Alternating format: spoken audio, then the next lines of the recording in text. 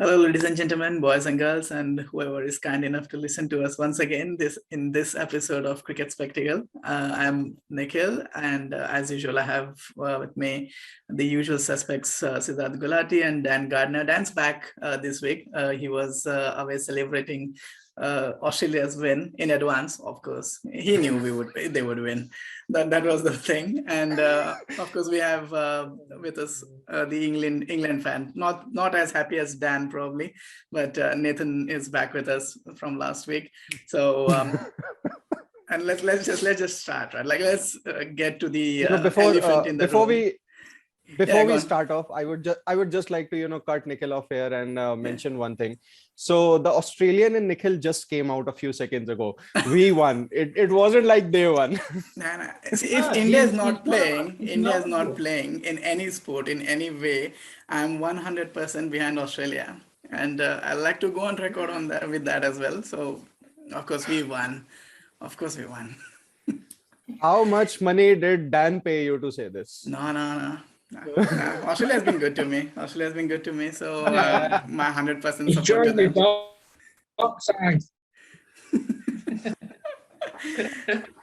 them. But I mean, it was a pretty one-sided test match. Let's call it what it was, and let's start with you, Sidharth. Like, what was your initial reaction to the loss? Like, in terms of not the match, because we know what happened in the match. There wasn't like much to discuss, but in terms of what you saw from the first test, what was your takeaway in terms of the series and what it meant for that? Like, do you think the current England setup, which was out in the first test, obviously there's going to be a bit of change in that, but overall, did you feel like there is a chance that we could actually have like a competitive series this time though? I think, yeah, absolutely. Because to be honest, Australia did win that test comfortably, and that's what the margin of victory would suggest. But having said that, I think England did have Australia, I would say, in a bit of a pressure situation when Australia were, I think, 5-odd down and they didn't have too much of a lead. But that's when, Travis Head just took the game away from England. And I think that's where I think England really failed to capitalize on those big moments. Secondly, I feel, of course, England's pace bowlers did bowl very well, but there could have been more support for Ollie Robinson. And to be honest, I feel that it was basically a case of England not capitalizing or failing to capitalize on those big moments. Had they done it, I'm sure that, the result could have been different because, when England were bowled out for 147 in the first innings, I think probably no one would have expected that they would give Australia a run for their money, when they had Australia around 4-5 down for not that big a score. So, yeah, I think it's just about doing those basics right. And when it comes to these big series, the experimentation might not really help. And to making too many changes, might not really help. But yeah, I think from England's perspective, playing Anderson and Broad according to the situation, and now we have two pink ball tests, I think for the very first time in an Ashes series, or for that matter, in any international series. So yeah, I think the experimentation on that, from that perspective, might really be good for England. So let's see. And I'm hopeful that it could be, I think England will really fight back come the Adelaide test. I think that's very optimistic there, Sid. I mean, Nathan, when you look at this series after a World Cup, it must be nice to have an Englishman as captain of the England cricket team. I'll just leave it here. I have nothing to say. To get a series off onto a positive note. Although when he stands next to Pat Cummins, he does look like a 13-year-old boy waiting to be picked up by his mum after practice. I have nothing to say here. I think Nathan is the best. Nathan is the best speaker here. Absolutely, I think he's the best person to speak on this subject. It does look like it, doesn't it? Yeah, I mean, that's probably one of the only things that Nathan and Dan would probably agree on as well.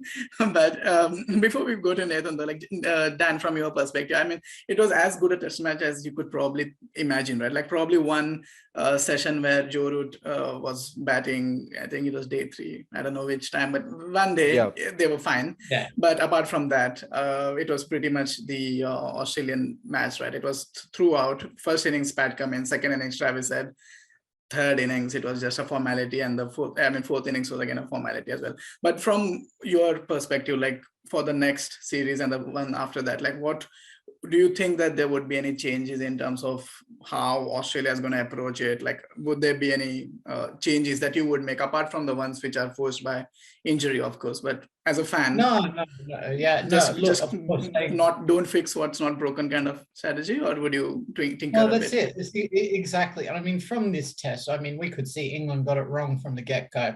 They tried to be too clever, too smart.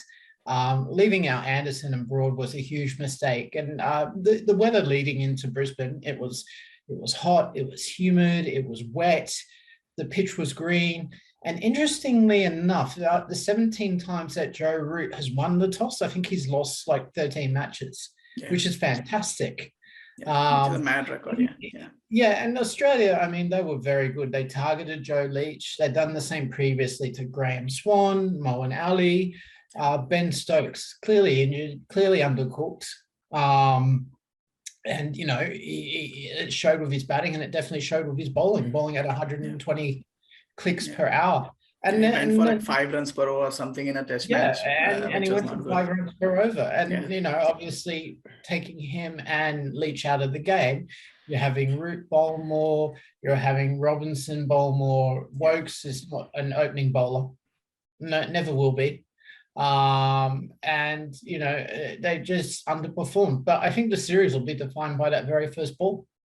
I mean, let's get back to the first ball though. Like, of the 3 of you, how many of you think that was actually a good ball though? Because Shane Warne had some very unpleasant things to say about those things, about that one particular delivery down the leg side swinging.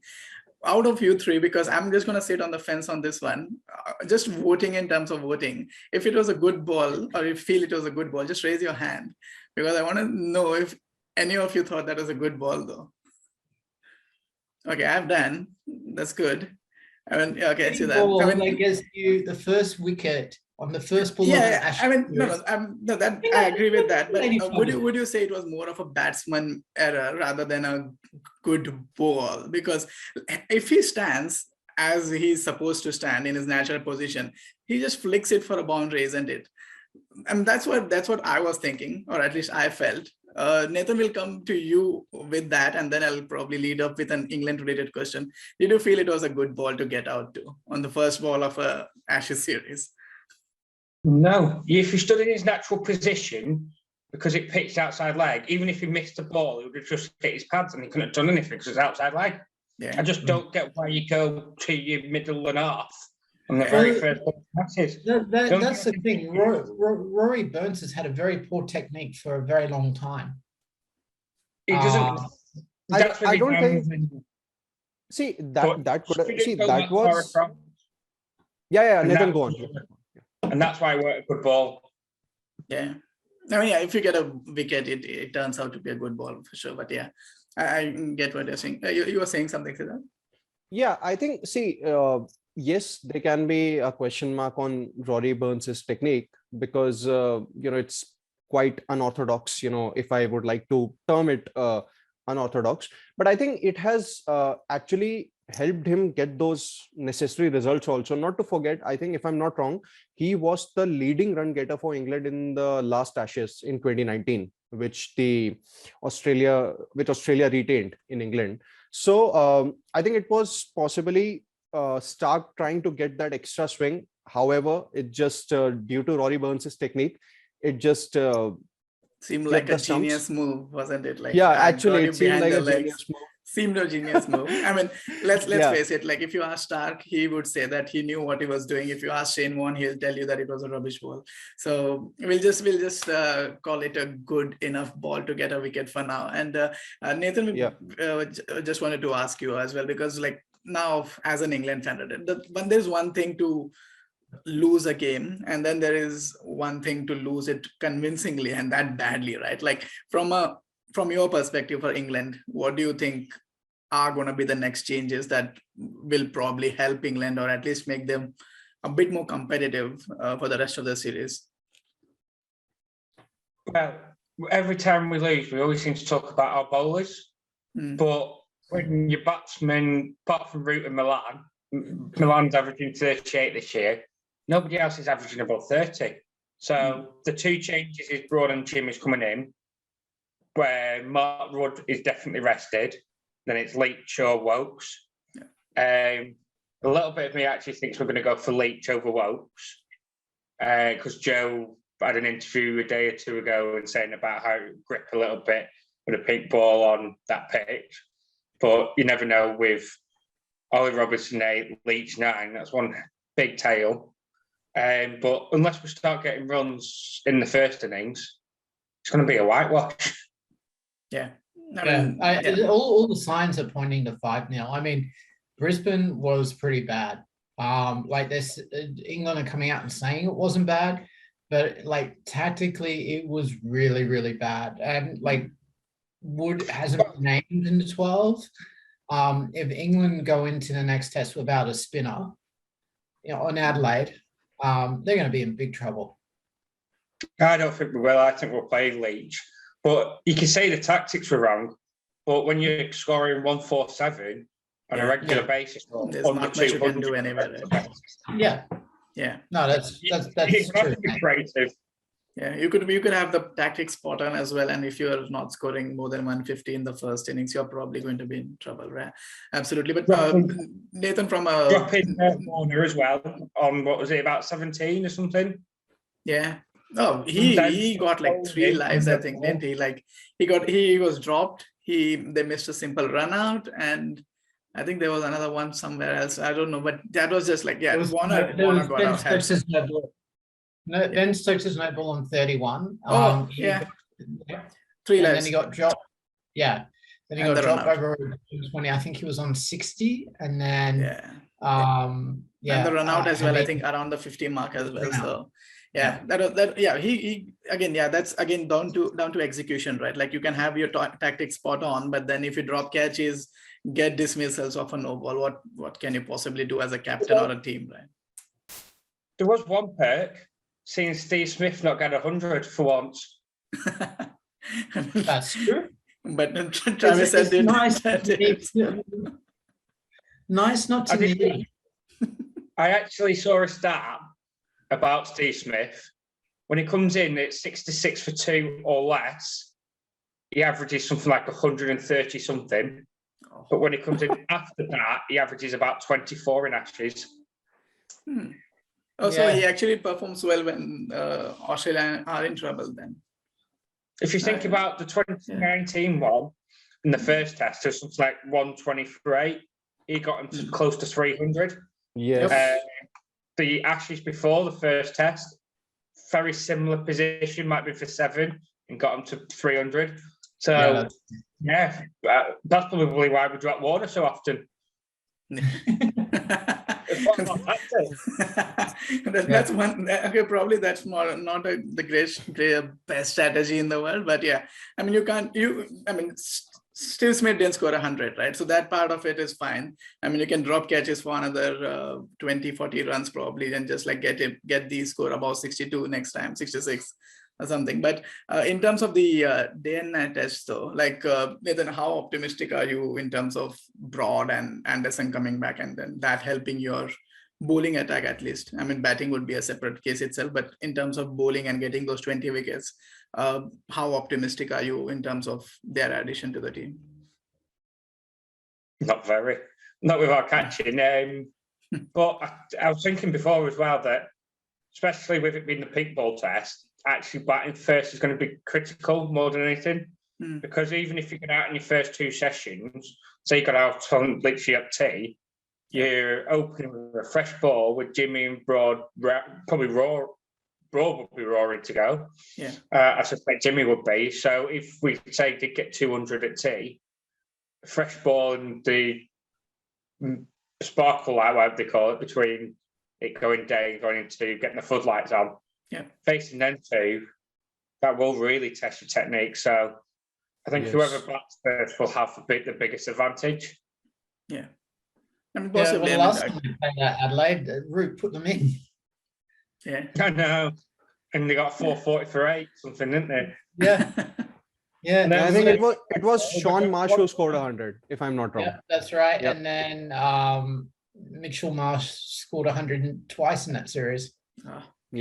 Mitchell Marsh, by the way, off topic, but he scored a century yesterday as well in the Big Bash. So I think it's something to do with Ashes and him scoring a century randomly wherever he plays. That there's some connection there. He likes the Ashes season.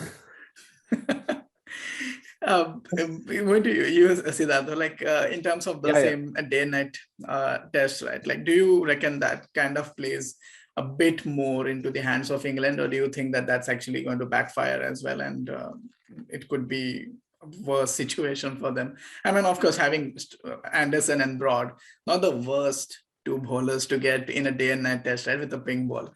I mean, they're fine.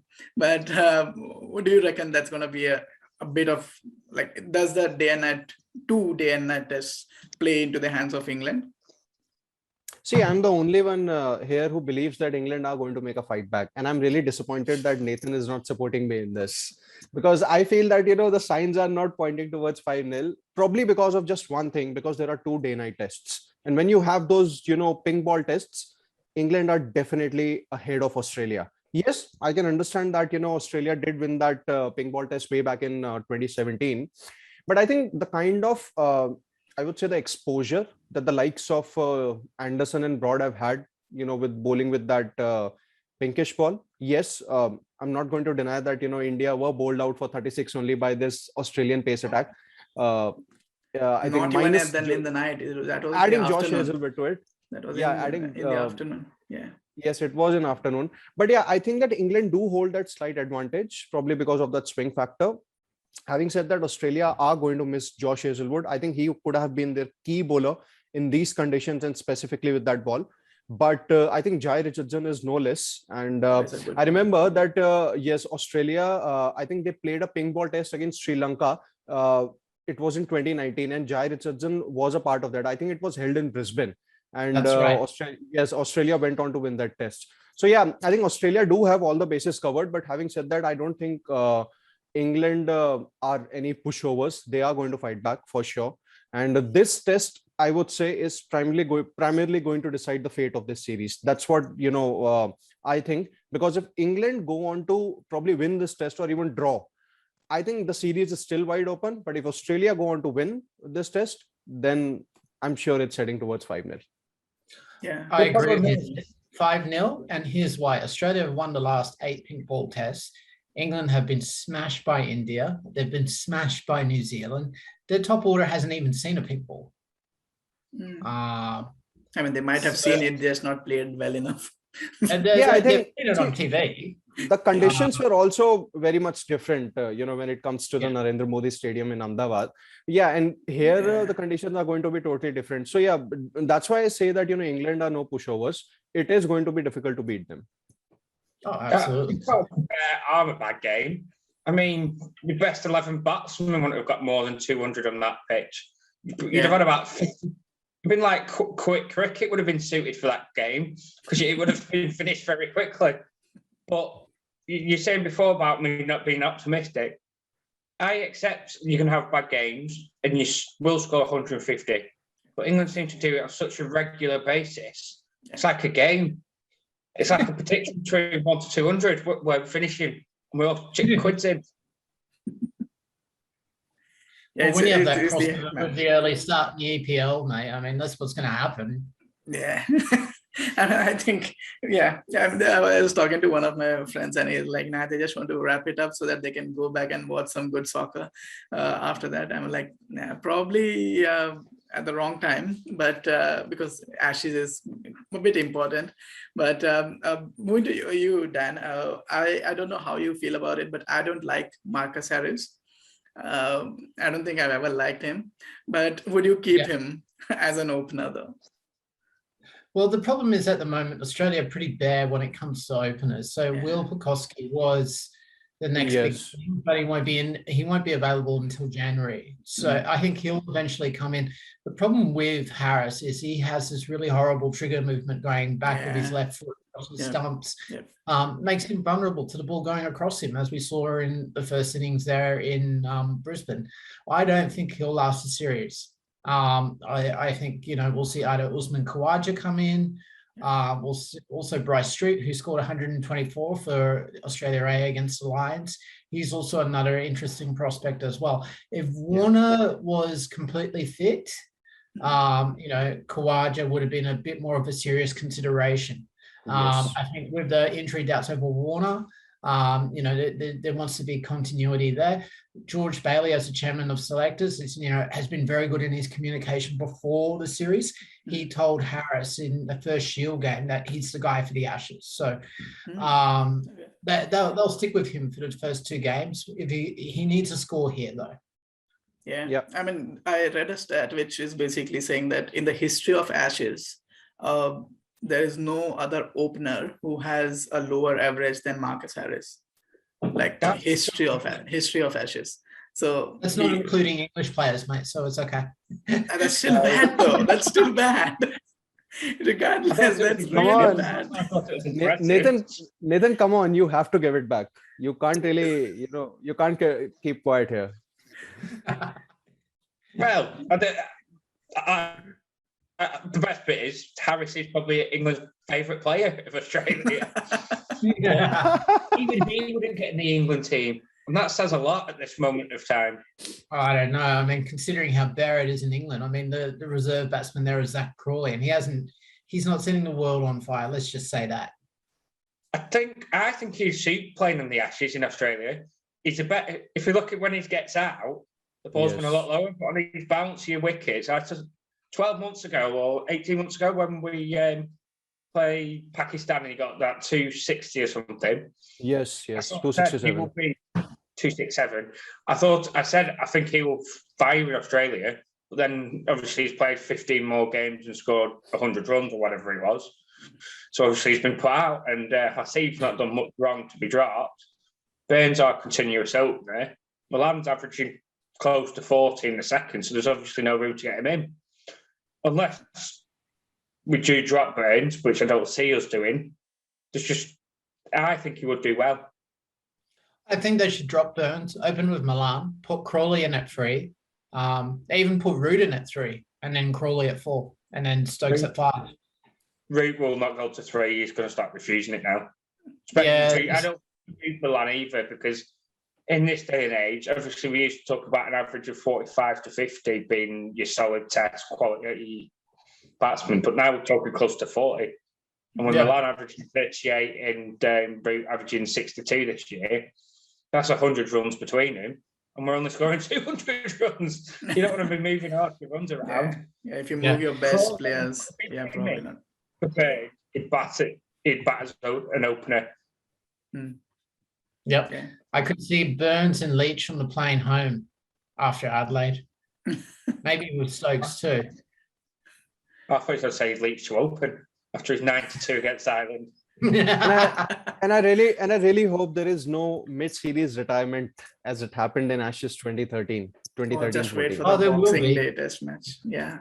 I mean, how can you miss out on that buffet? Yeah, you can miss out on Melbourne, right? You want the Melbourne experience, of course. And then after the Boxing Day Test match, then you're like, I don't feel it anymore. Like, let's go home, kind of thing. I'm going to say at least 2 England players will retire, but this series, Jimmy Anderson will be one. Jack Leach will be enforced. No. Talking about 2013. I got it. Yeah. Swan, in 2013. Swan got thrown under the bus. When I went into Australia 4 years ago, Swan was talking about it. He had such pain in his elbow, he couldn't physically bowl, and that's why he didn't. That's why he left And Andy Flower was our manager at the time, I think, if I remember correctly. He said, if you don't play, you're going home. And that's why he went home. I got that from Graham Swan's mouth himself. Oh, yeah. That's good to know. I think he even said it in one of the interviews. I remember. Of course, it meant no disrespect to Swan. It's still, of course, he's one of my favorite spinners. It was just to, add that little spice to this conversation. If you really expected an Aussie fan and an English fan and someone who lives in Australia as well to be on the same screen and not have a bit of fireworks, that's not happening. Well, what is it? What are we doing?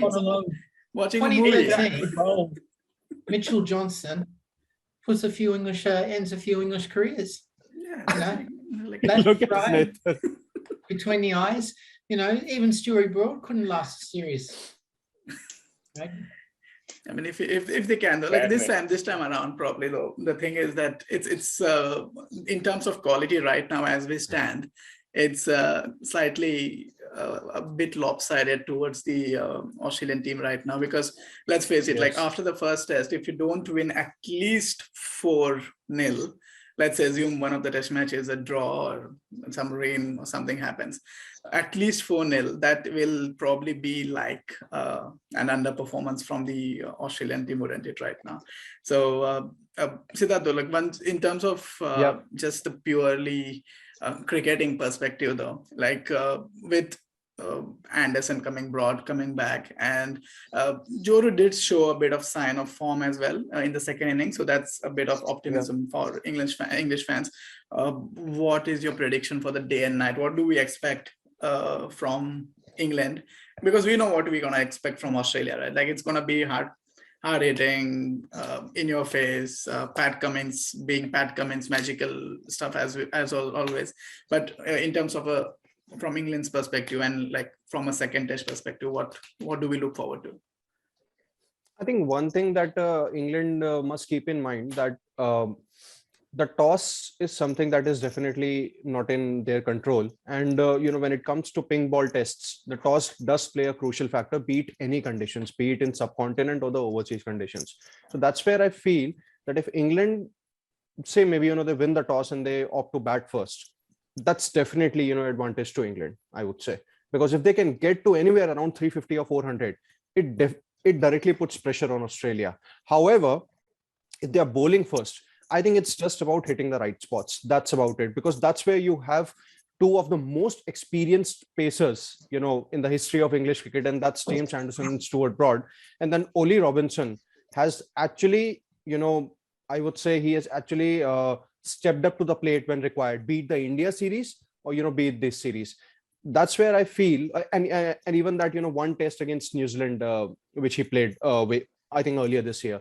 So that's where I feel, these three will hold the key to England's chances, and bowling is England's strength going into this match. And if they can get those, wickets at regular intervals, I think they are going to win this test. So for you, batting, won the toss, let's say you're Joe Root, won the toss now, bat or ball, second test? If I'm Joe Root, I'm going to bat first. Definitely. See, if the scoreboard pressure, be it in any format of the game, it is very important. It definitely, puts the opposition under the pump. For sure. And that's where I feel, anywhere around 300, 350 or even 400, I would say, it is going to put Australia under pressure, because in pink ball tests, we have hardly seen those, big scores coming from any of the teams. I remember just, one-off test between West Indies and Pakistan, but it was held in Dubai. I think it was held in Dubai or Abu Dhabi. I don't remember the venue. But it was a very high scoring venue. And that's where I feel just, get to that, more than a decent total, and the opposition is going to be under pressure.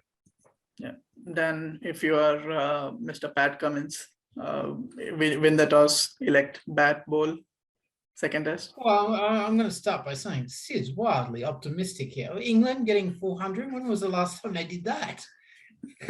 Australia.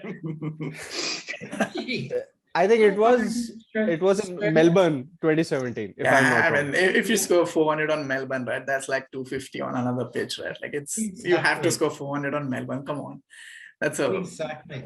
Look, if I'm Paddy, we're batting first.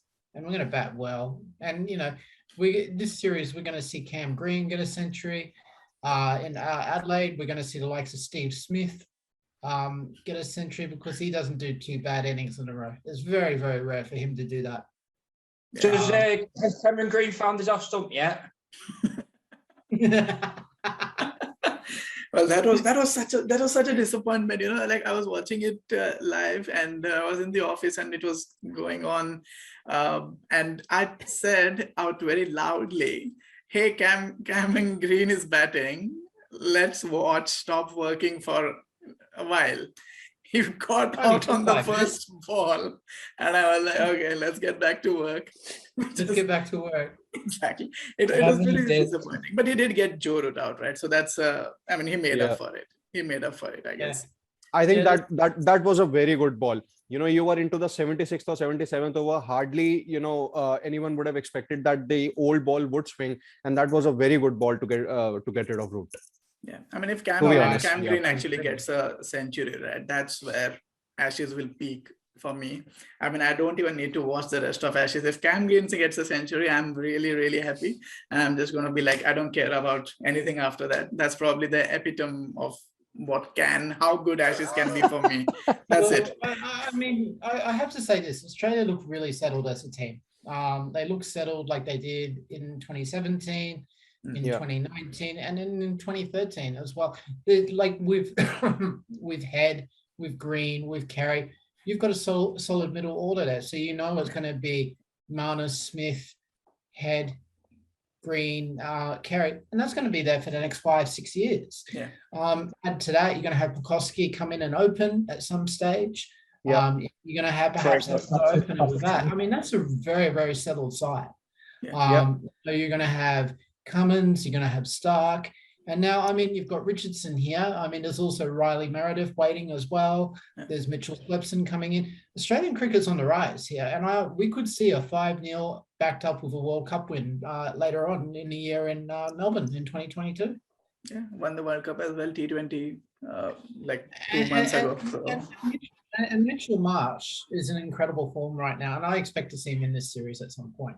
Yeah, he could. Possible. Perth would not like it. Probably Perth's coaches would not like it. Maybe because then but I think his form is so good right now. Yeah, he's really living up to his potential, and now would be the time to get him because he's this type of player who could do an Adam Gilchrist on England right now. Yep. Well, sorry, because just came in. Yeah. They've got Cam Green right now, so we can't have both. Yeah. Too similar in terms of role for sure. But Nathan, for you, bowling, batting first after winning toss, if you were Joe Root? Well, Australia used up their luck with the toss in the World Cup, so I'm hoping we can back it up with a second win with the toss. Although I really didn't want to win the first one, to be honest. But if we do win the toss, we've got to bat first because there's no reason to bowl first.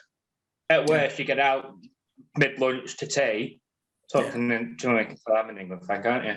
Then you've got that new ball, but we do need to score 300 plus before we can even think about anything else.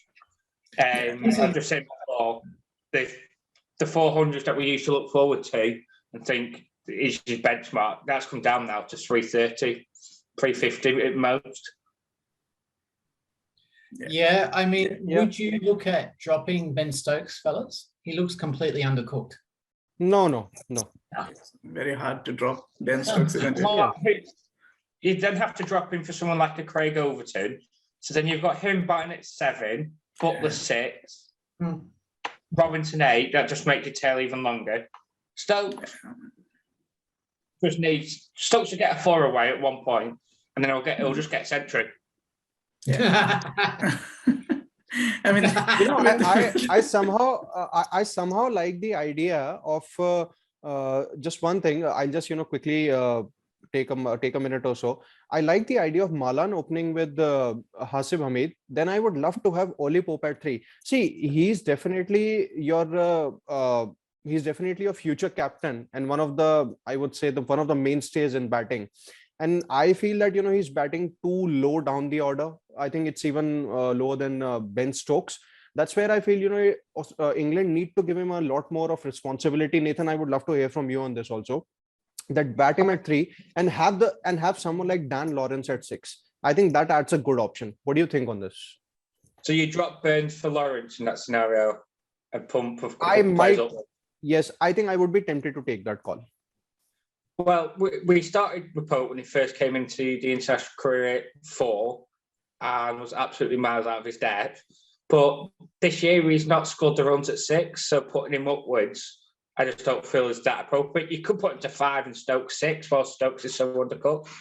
Yeah. I'm not saying you can't do it in the future, but I think we need to just let him settle. I think there's a lot of potential behind Pope. He's one for the future that I think will absolutely hammer it. So at the Oval, where he plays all his county championship, he averages 99.94. Is that Bradman-esque at the Oval? But you just got to let it get established before you think about opening 3, 4, from my personal point of view. I think he averages 31 at the moment. So before we can think anything else, we sort of need him to get it up to closer to 40. Then you could probably consider putting him up the order. Yeah, that's also a good opinion. Yeah. Yeah. So before we go on. Before we go, is Ollie Pope related to Ian Bell? Not really. But his batting technique is a combination of Joe Root and Ian Bell. I'm telling you. I agree.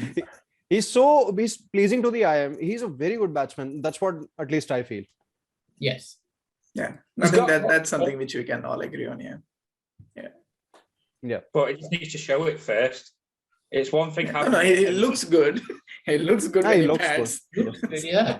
It looks good when he bats. So that's a good start. But results are what we are made of. Just before we go, one word predictions for the second test. We'll start with Sidharth. You win, loss, draw. Australia, England. I would say an England win here. Oh, he's drinking something we don't want to know about. Then of course, Australia win. Yeah, you're sober. You're sober. That's good to know. Nathan, win, loss, draw for England. I think we'll know at end of play of day 1. If England bat first and still bat at end of play day 1, and I did use the word if just to clarify, I think we'll win. If we bat first and get 150 all out, we'll lose. So I'm going to somehow back it. I don't know where my optimism's now just come from. I'm going to back us to bat first and be batting into day 2. Yeah, I tell you, the whole problem with this show is Sidharth being optimistic, right? Like then he spoils everyone else as well. Like Nathan was convinced that they're not going to win, and now look at what Sidharth has done. That's why. Yeah. Anyway, we will probably come back to it some other time. Sidharth has a lot of confidence in himself and England cricket team. You know that from the last 6-7 years now. Yeah. Sidharth for some reason likes England team more than Joe Root likes England team. That's just like I don't get it. I mean, but anyway, that is a pretty good way to wrap it up though. Like I think we have one. Oh, go on, Nathan. Yeah. Joe Root to get his first century in Australia. That's where my optimism is coming from. I just feel like he's got to get a century at some point. It's just you guys have to admit he's too good not to go to Australia and get a century.